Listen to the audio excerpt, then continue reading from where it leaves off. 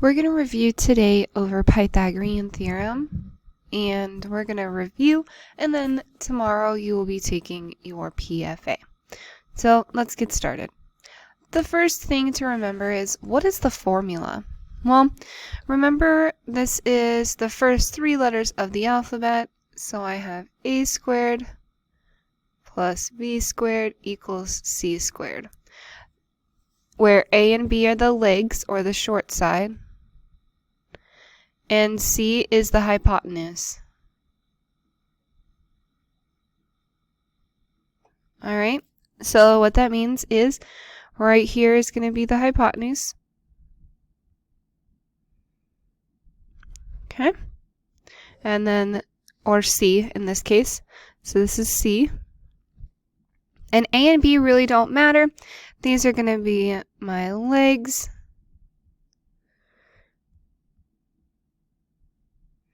So we can always say that this one is A and this one is B. And the last thing we're going to do is a little square here saying that it's a 90-degree angle. So this is what our formula is. A squared plus B squared equals C squared. The legs A and B added together, squared, are going to give me what my hypotenuse is, which is the longest side. So remember, if you have three numbers, so let's say 6, 7, and 12, 12 would be the hypotenuse and 6 and 7 would be the legs. So let's continue on. How to remember it is like this. If A and B added together, the square numbers, does not equal C, then it's not a right triangle. Okay? If they do not equal each other, and let's say like A and B added together equals 36, and C after it's squared is 45. Obviously 36 and 45 are not the same numbers, therefore it's not a right triangle.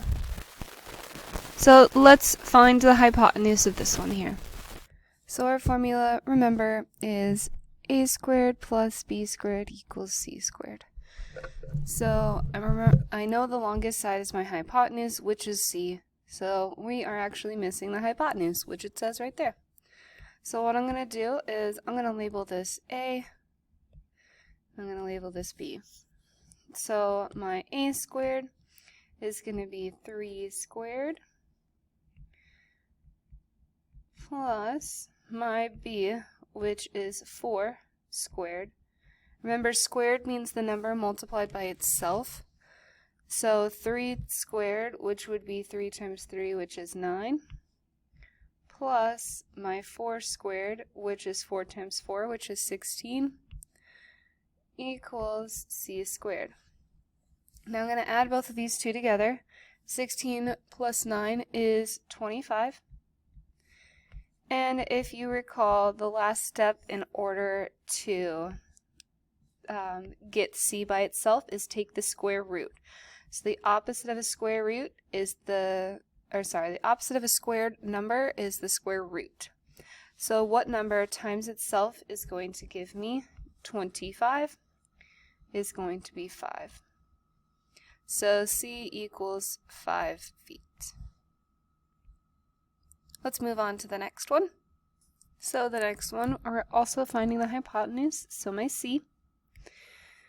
So remember that A can be any number, B can be any number as long as they are the smallest two numbers.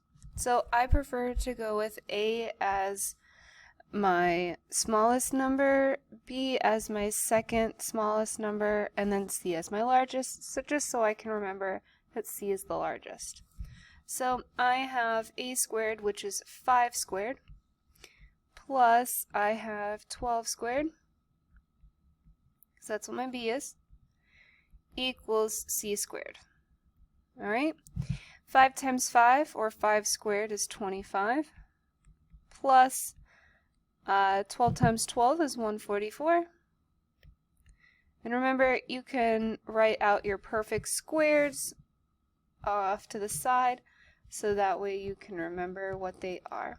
So if I add both of these two together, I'm going to get 169 equals c squared. Remember, the opposite of a squared number is the square root.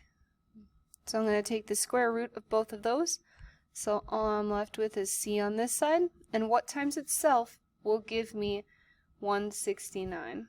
Well, I know 12 times 12 is 144.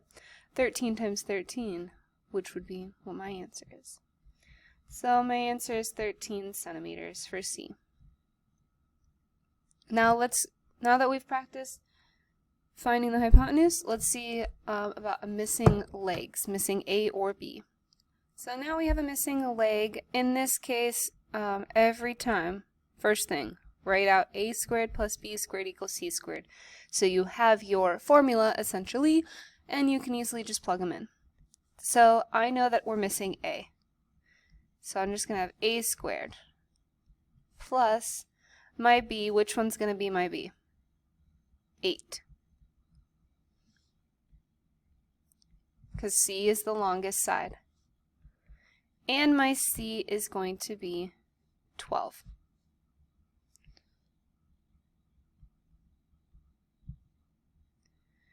So can I do anything to this A squared? Absolutely not. Just bring it straight down.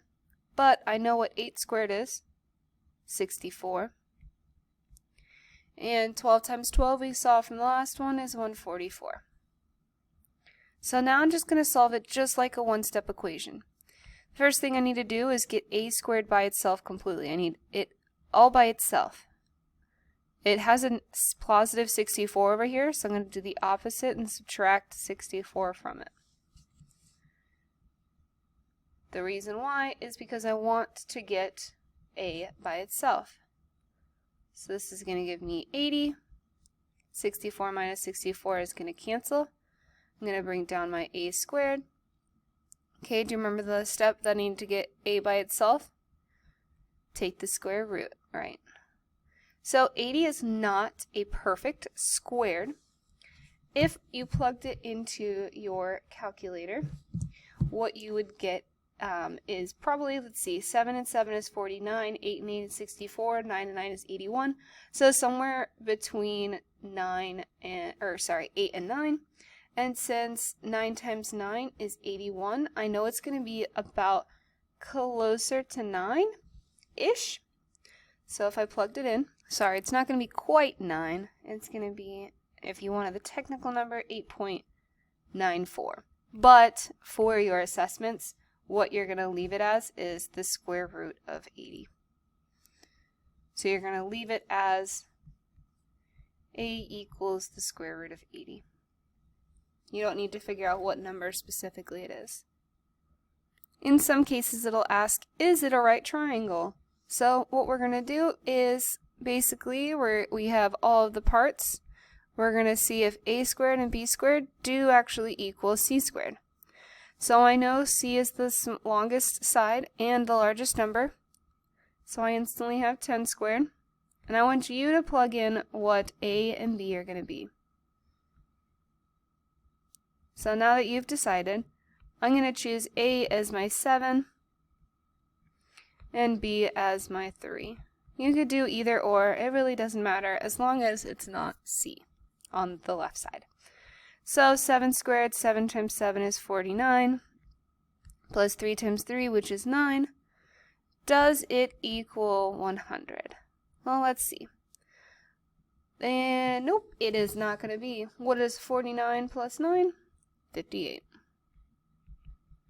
So in this case, we'd slash through the equal sign and say, not a right triangle. Let's move to the next view. So now you're going to get word problems. Some word problems are on this PFA, so we're going to go over a few. In middle school gym, it's 60 feet wide and 100 feet long. Some crucial information. If you stand on one corner of the gym, how many feet away is the diagonal corner? So from here to here. So I need to figure out, oh look, there's a perfect triangle here. We need to figure out how long or how far it is from this corner to this corner. So essentially I'm finding my C. So I have my A, which I'm going to say is 60 squared, plus my b, which is 100 feet, equals our c squared. Oops, sorry, 100 squared. So 60 squared, so 60 times itself is actually going to give me 3,600, plus 100 times itself is going to give me 10,000, and we don't know what c is. If I add both of those together, what would I get? 13,600, right? And the very last step, to take the square root. So if I took the square root of that, it's not going to be perfect, so we're just going to leave it as, the square root of 13,600. Now sometimes it'll give you about an approximate, which you guys have a calculator. So it'd be 116.61. So this would essentially be round up to 117. Let's practice some more. So you ride your bicycle along the outer edge of the park when you take a shortcut back to where you started. Find the length of the shortcut. So what letter are we finding? C. I want you actually to do this one by yourself. I want you to set it up and see what you get. Alright, so if you plugged in A and B, you should have gotten 106.